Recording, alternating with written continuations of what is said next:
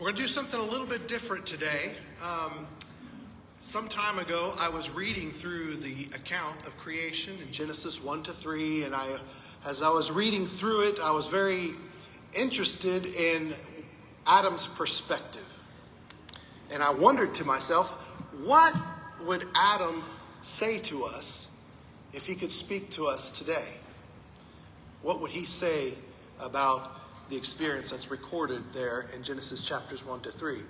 And so I'm going to ask you, if you can, to suspend reality in your minds a little bit and wake up your imaginations and see if we can hear a word from the mouth of Adam today rather than from the mouth of, Pastor Matt.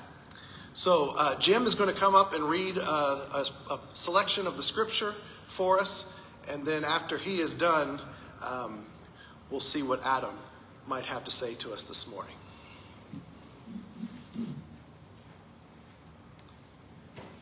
Genesis 1:26-31.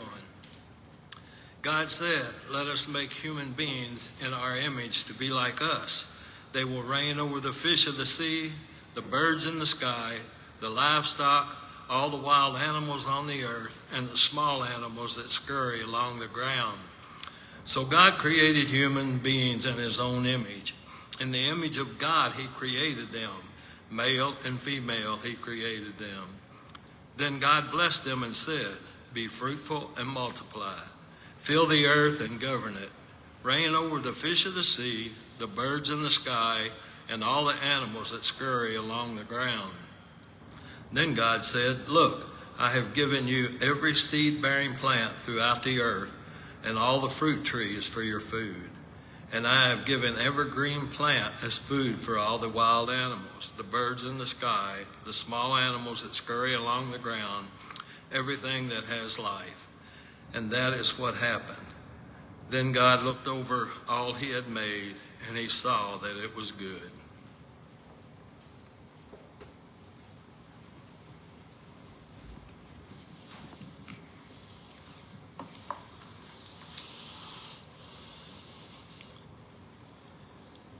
I awoke. I say that I awoke because I don't know any other way to describe it. I had not been, and then I was. The very breath of God entered my lungs, my eyes opened, and I was. My senses immediately began flooding with colors, smells, sounds, feelings that my mind just soaked up like a sponge. The breeze against my face, the grass under my skin, the birds singing in the trees, the fragrance and color of every flower imaginable, flowing like a shower of sparks over my newborn yet fully grown body. There I lay in the presence of my Creator in the midst of a paradise created for me to enjoy. Though I could not have described it at the time, a warm feeling passed between the Creator and me, a feeling that I now know to be love. I felt it first coming from him. The love shining from his eyes was so real, it could almost be touched. He looked at me with the pride of a father and softly spoke the first words I had ever heard. "You are good." And because I understood that he loved me, almost immediately I began to love him. I felt connection to him as the one who had given me life, had given me existence. I was in awe of the beauty surrounding me, the unimaginable gifts with which he had blessed me. But also I began to love him just for who he was, my Creator, my God, the only being in the universe that truly mattered. And yet I mattered to him. That was the truly unbelievable part. He had formed me with his hands out of dust, like a child making a mud pie. I was literally nothing more than expertly shaped dirt. Yet he loved me. Like a father showering his child with gifts, he introduced me to the world he had made. He could hardly contain his excitement as he introduced me to the garden he had planted. There were beautiful, flowering trees bearing colorful and bountiful fruits. With a twinkle in his eye, he said, "Try that one." And I plucked it from the branch, and I sank my teeth into the flesh of the fruit, and my taste buds reacted like fireworks as the juice from the fruit filled my mouth. I closed my eyes as I rolled the bite of fruit around on my tongue, and a feeling of satisfaction and fulfillment came over me as I received the sustenance and the strength from the food that he had provided for me. Someone would later say, "Oh, taste and see that the Lord is good." I can't think of a better way to express my experience that first day of life as the Creator and I explored the feast of flavors that hung from every tree of our garden. He created me, he would sustain me, and as a completely unnecessary benefit, the taste was the most pleasing thing I'd ever experienced. As we reached the middle of the garden, he gestured all around and said to me, "I have made this garden. It too is good. It will be yours to cultivate and enjoy. You may eat freely of any tree in the garden, but of that tree," he pointed to one of the trees in the middle of the garden, and a stern look clouded his face. "Of that tree you must never eat. It is the tree of the knowledge of good and evil. If you eat from that tree, or even touch it, you'll die." Die. What could that mean? I could tell by his demeanor that it was something not to be desired. I could tell that to eat that fruit and die would change things somehow, though I didn't really understand why or how. I puzzled over this. Why would the Creator place this beautiful tree in the garden, but forbid me to eat from it? Isn't that the way we often are? Surrounded by the bountiful gifts of God, and we can't stop thinking about the one thing we can't have. An undeserved bounty of everything we could ever desire at every hand. And yet we can't keep looking out the corner of our eye at the forbidden fruit. But right then, there wasn't much time to consider the forbidden tree because there was so much more to see. For then it was time to meet the other living creatures that would inhabit this world that had been created. These creatures, they didn't have a mind like mine, but they were beautiful creations just the same. There were furry beasts, soft and warm. There were scaly reptiles, smooth and sinewy. There were feathered birds of every color and with an endless variety of music. One by one, these creatures came before the Creator and me. The Creator said, "These too I have created to live in this world I have made. They too are good. You will rule over these creatures. Whatever name you give them will be their name." What fun it was to name those animals. You wouldn't recognize the names I gave them because they've been translated across many generations and in a multitude of languages, but I was the first to give them names. I turned to the Creator. I asked, "What's my name?" And he replied, "You are called man. Unlike all of these other creatures, you have been made to be my image. You will be blessed above every living thing." And I felt blessed. I was living in a paradise full of every good thing. But one thing was lacking. I couldn't put my finger on it myself. I enjoyed interacting with the animals of Eden, but there was a longing in my spirit that I couldn't explain. Something that I felt like I was missing in my existence. But the Creator knew. He understood the feeling in my soul. Isn't it incredible how the mighty maker of the universe can understand what we, his small creatures, need, and then care enough to fulfill that need. One afternoon, after I had fallen into a deep sleep, the Creator opened my body, removed a rib, and with his healing hand closed my flesh again, and I awoke to a gentle touch on my cheek. And as my eyes opened, they met a most unexpected sight. A creature, much like me, but different in some ways. It was a companion that the Creator had made for me out of my own rib.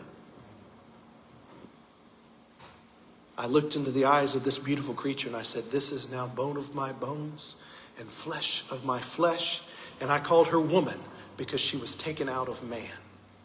And like all the other things that God had created, our companionship was good. And who knows how long we lived in that perfect arrangement. Time was immaterial to us. We shared our happy tasks of cultivating the garden and caring for the animals. In the cool of the day, the Creator would walk with us through our garden and we would fellowship with him as we felt his love for us and our love for him grew and grew. It was nothing of consequence to us then, but can you imagine now walking side by side with the Creator of the universe? In the evening, we would share each other's company, we who were literally made for each other. We had no money, no possessions. Who needed them? Our very existence was a treasure beyond compare. Our needs were supplied, and every good thing was at our disposal. We were surrounded by God's blessings and wanted nothing more. Until that dark day. It's the darkest day in the history of humanity. On that day, God's great enemy took the form of a serpent in our garden. The serpent was a beautiful creature, not the creepy, crawly snake that he is today. The serpent came up to my wife and said, with a heavy dose of skepticism, "Did God really say that you can't eat from any tree in the garden?" "No," she replied. "We may eat from any tree of the garden we want. All except for the one tree in the middle of the garden. God said if we eat from it or even touch it, we'll die." The serpent rolled his eyes. "You're not going to die. God knows that when you eat from that tree, your eyes will be opened and you'll be just like him, knowing good and evil." Now I have to stand up for my wife a little bit here. How was she to know whether the serpent was telling the truth? I mean, we had always taken God at his word. But what if he was holding something back from us? What if he wasn't giving us the full picture? What if he forbade us from eating from the tree of the knowledge of good and evil because he knew it would make us like him? What if we could be what the Creator was? What if we had the potential for the same creative power that was in him? What if the only thing holding us back was a lie that God told us just to keep us subservient? In the end, it was God's words against the serpent's. And when the woman looked at the tree and saw the beautiful, ripe fruit, the most beautiful fruit in the entire garden, and when she considered the possibility of being made wise, just like the Creator, she made her choice. She believed the serpent's lie. She disobeyed God's instruction. She plucked the fruit and she took a bite. I was terrified at first. I expected something horrible to happen immediately. Death, whatever that was, must surely be coming. But nothing happened. And I too began to doubt the Creator. And the words of the serpent suddenly seemed all that more attractive. The woman wiped a little of the juice of the fruit from her lip. She held the fruit out to me. It looked so good. And I was overcome by thoughts of power, of wisdom, of becoming a God. I reached out and I touched it. It was the first act of disobedience I had ever made. In our sinless garden, no act that was contrary to the will of the Creator had been committed until that day. And simply touching the fruit was a violation of His command. There was no going back now, and with no immediate consequence visible, I drew the fruit to my lips and I tasted. It was delicious. I looked up at my wife, and as our eyes met, suddenly they were opened, and a veil of innocence and purity was lifted like a curtain. And for the first time since we awoke with the breath of life, we saw that we were naked. And we were suddenly overcome with a new emotion, one that was completely foreign to us, but to which we can now apply the name shame. This was completely new to us. We had never known such a thing as shame even existed. I know it's hard for you to imagine, but we were pure, innocent. We had never done anything that would displease the Creator. We did not even know what it would mean to displease. Every action we had performed since that first breath had been rooted in the will of the Creator. And He was pleased. He showed it to us in the way that He walked with us and fellowshiped with us in the garden in the cool of the day. But now we had done something that we could never take back. We had crossed a line that could not be uncrossed. In disobedience to our Creator, who had blessed us with every good thing, we had believed the lie of the serpent. And the pain, the embarrassment, the shame was unbearable. We who had never experienced pain felt the physical pain that emotional pain can bring, the weight on the chest, the tightening in the stomach, the ache of the head. And we gathered fig leaves from a nearby tree and we used them to fashion a crude clothing to cover our waists. We'd never even given it a second thought before, but suddenly covering our nakedness was the most important thing to which we could attend. We were stunned, assaulted by new emotions, new knowledge that disturbed and terrified us. For the first time in our lives, we saw the potential for evil in us. We saw hatred, jealousy, strife rising in our own spirits, and we were horrified. Then we heard it. The footsteps. Our Creator walking in the garden as He so often did in the cool of the day. Crushed by shame and fear, we hid ourselves among the bushes. We clenched our teeth and cowered below the branches, hoping not to be seen. He knew. He must have known. Where are you? It was the familiar voice that I had always known. It was the first voice in our memory.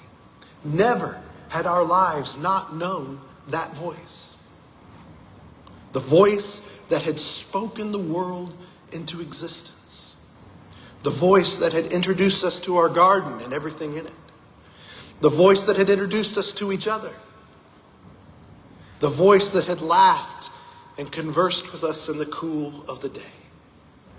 Where are you? Almost by instinct, I replied. I'd never not replied when He called, and despite my fear, there was something in me that could not resist. I'm hiding, I said. How silly I know that sounds now. how does one hide from the one who formed every hiding place? The psalmist would later say, where can I go from your spirit? Where can I flee from your presence? If I rise up into the heavens, you're there. If I make my bed in the grave, you're there. If I rise on the wings of the dawn, if I settle in the far side of the sea, even there your hand will lead me. Your right hand will lay hold of me. How could I hide from such a one as this? I heard the sound of you in the garden, I said, and I was afraid because I was naked, so I hid. Who told you that you were naked? He asked. Did you eat from the tree that I commanded you not to eat? You won't believe what I did next. I don't even know how I knew how to do this. I blamed my wife. And then I blamed God for giving her to me. I had never even had a notion of blame before, but here I was. The woman you gave me, she gave me the fruit, and I ate it. I knew I had made my own decision. I knew what God's command was, and I knew what I was doing when I violated it. I knew inside that there was no one to blame but myself, but I couldn't resist just throwing that out there. The woman gave it to me. The woman you gave me.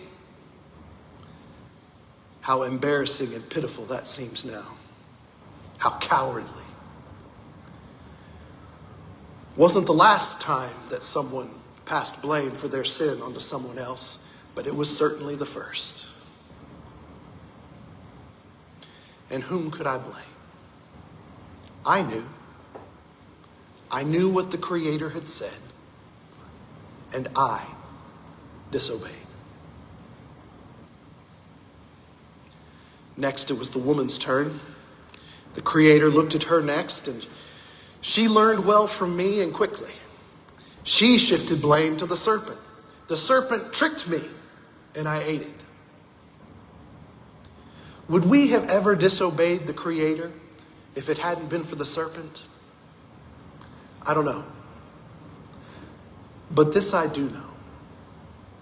If we had believed the Creator, if we had seen anything that contradicted him as a lie, if we had just chosen to believe the kind voice of our Creator and Provider, then we never would have disobeyed, and we would still be walking with our friend in the garden in the cool of the day.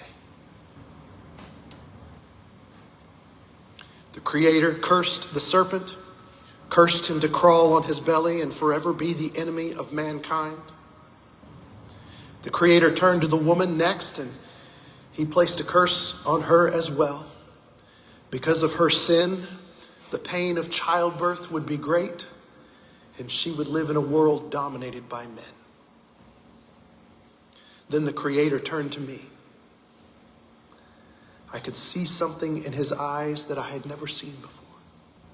Those eyes, which had always been so full of kindness, were now clouded by something of which I was only just becoming aware. Pain. I can't imagine the pain I caused him. He had given me every good thing. He'd given me life itself. He had provided food of every kind. He'd given me a companion with whom to share his bounty. He'd clearly shown the path to happiness and joy, and specifically warned us of the path to destruction, and we'd ignored him.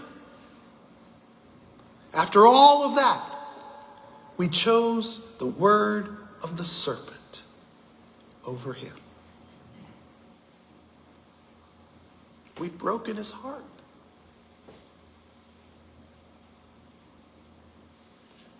And so the Creator, because of my sin, cursed the very ground we walked upon. Because I disobeyed, I would be condemned to sweat and toil to provide for my needs and the needs of my family. And at last I learned the meaning of death. One day my body would return to the ground from which it was taken. But even in this time of disappointment and pain, the Creator was not without compassion. He made for us garments of skin to warm our bodies against the wind that now blew cold. Then we were driven from our garden home forever. And at the edge of the garden, he stationed cherubim, winged creatures with flaming swords to guard against anyone ever accessing the tree of life. And my wife, whom I called Eve, and I left our paradise home, never to return.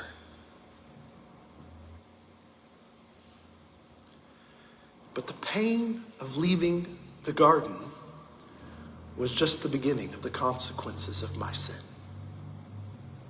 Animals that had once lived in peace now hunted and killed one another. We hid from great beasts that hunted us. Ground that had once sprouted only the choicest fruit and plants, now choked with thorns, weeds, and rock. We struggled and labored to produce enough to satisfy our hunger. Hunger, another feeling that was new to us. Sickness and disease began to plague our race. And finally, death would come to us all.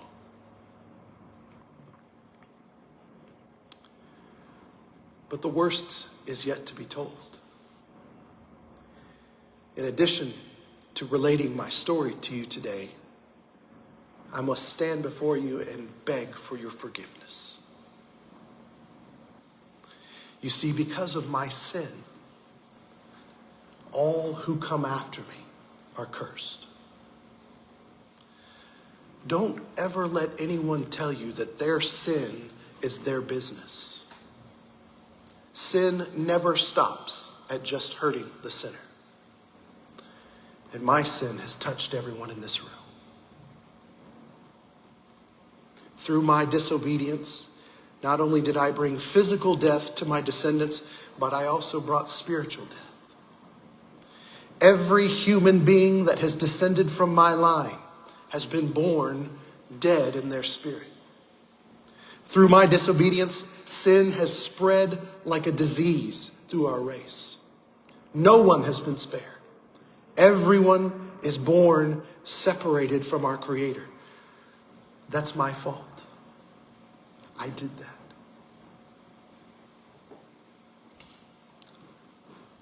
Oh, how I wish I could turn back time. How I wish I could rewrite history. If I could just have that moment back. We know that's not possible. We know that that doesn't happen. You can't get those moments back. But if I could only take one more walk with my Creator in the garden in the cool of the day. If I could only hear his laughter on the wind again as we fellowship together. If I could only reclaim my innocence, I would never let go of it again. If I could only rewind, if I could only do it all over, how could I have broken his heart like that? How could I have believed a lie and scorned the love and compassion of my Creator? How could I have traded paradise for a bite of fruit?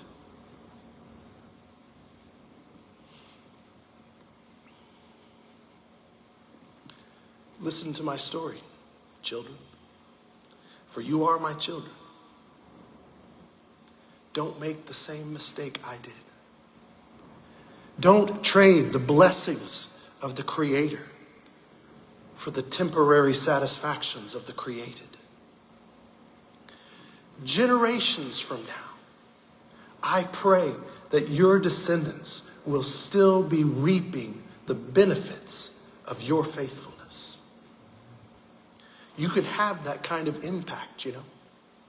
You can have the kind of life and influence that blesses future generations. Because even though I, the first Adam, handed down a legacy of disobedience and shame, there was a second Adam who blazed a path of redemption back into fellowship with the Creator.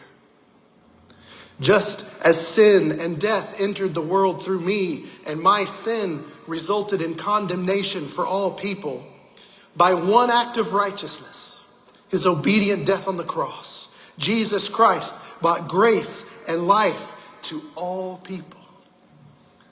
My disobedience made many sinners. By his obedience, many have and will be made righteous. You can receive the grace and righteousness offered to you by Jesus Christ. What my sin and your sin have polluted in evil, his blood can cleanse. And you can be restored to fellowship with God. And one day, on a day that God has appointed, all that has been broken in our world will be set right. And at long last, the Creator will come home to live with his people. Hallelujah.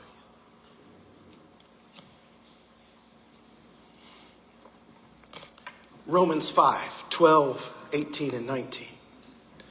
Therefore, just as through one man sin entered the world, and death through sin, and so death spread to all men, because all sinned. So then, as through one transgression there resulted condemnation to all men, even so through one act of righteousness there resulted justification of life to all men. For as through the one man's disobedience the many were made sinners, even so through the obedience of the one, many will be made righteous. 1 Corinthians 15, 21 and 22. For since by a man came death, by a man came also the resurrection of the dead. For as in Adam all die, so also in Christ will all be made alive.